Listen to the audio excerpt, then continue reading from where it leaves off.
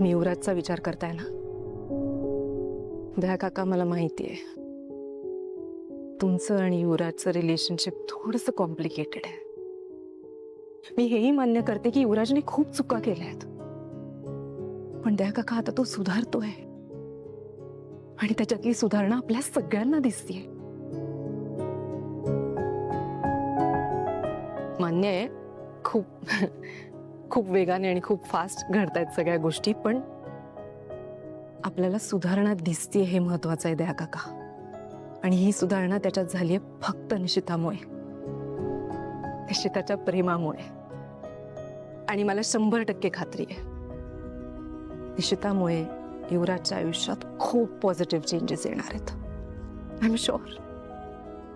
आणि तुम्ही बघालच लवकरच युवराज असं काहीतरी करेल ना ज्याच्यामुळे तुम्हाला बाबा म्हणून त्याचा खूप अभिमान वाटेल.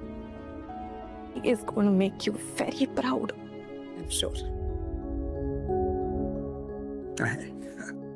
अशीच आशा आहे मला सुद्धा.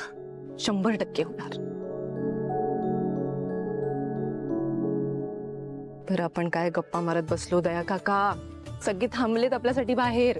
चला लवकर. चल. नाही मी आलो. तू हो पुढे. मी आलो. नक्की? हो हो आलोच. लवकर या. हा.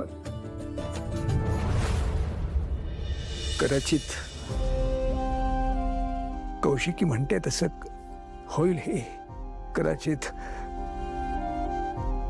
युवराज बदलला असेल. एक दिवस मला अभिमान वाटेल असं काहीतरी तो करून दाखवेल हे. पण एक बाप म्हणून मला स्वतःचा अभिमान तेव्हाच वाटेल जेव्हा मी केदारला सगळं खरं खरं सांगेन. त्याच्या मनातला सगळा राग, त्याचा एकटेपणा, त्याच्यावर झालेला अन्याय, त्याच्या आईवर झालेला अन्याय, या सगळ्याचा गुन्हेगार मीच आहे हे त्याच्या डोळ्यात डोळे घालून मी कबूल करू शकेन. तो सांगेल ती, तो देईल ती शिक्षा मी सहन करेन. आणि ज्या दिवशी हे सगळं करण्याची हिंमत माझ्यात येईल ना त्याच दिवशी मला स्वतःचा अभिमान वाटेल. त्याच दिवशी